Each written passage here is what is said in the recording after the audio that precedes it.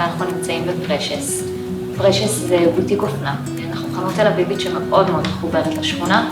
אנחנו מוכרות מבגדים עד נעליים, עד תיקים, עד משקפי שמש, ובעצם כל מה שצריך כדי ליצור איזשהו מראה כולל ולהוציא מפה לקוחות יפות ומרוצות.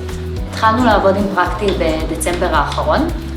מה שקרה זה שהחנות שקיימת כבר 10 שנים עברה איזשהו שיפוץ ורענון כולל.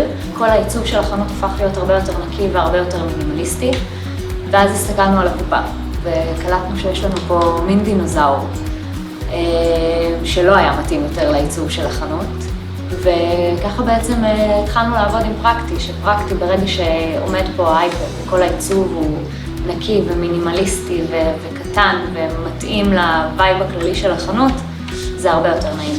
כל התפעול של קופת אייפד הוא תפעול שהוא הרבה יותר נוח. ברגע שמוכרת חדשה מתחילה לעבוד פה, תהליך למידה שלה הוא מאוד מאוד פשוט. קודם כל כי כל המוצרים מופיעים בתמונות. היא לא חייבת אפילו לדעת את השם של המוצר, היא רואה את התמונה והיא יודעת שזה המוצר.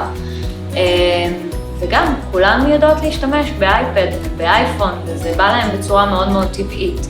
אז כל האלמנטים של הקופה, שפעם הייתי צריכה לחזור עליהם ולרשום ולוודא שהיא יודעת, היום תהליך למידה של מוכרת חדשה הוא הרבה יותר פשוט גם. כל ההפעלה של הקופה, גם מבחינת ניהול החנות בבק אופיס וגם מבחינת התפעול היומיומי של הקופה, היא מאוד מאוד נוחה ומאוד מאוד קלה. אני יכולה להעלות מוצרים מכל מקום בעצם.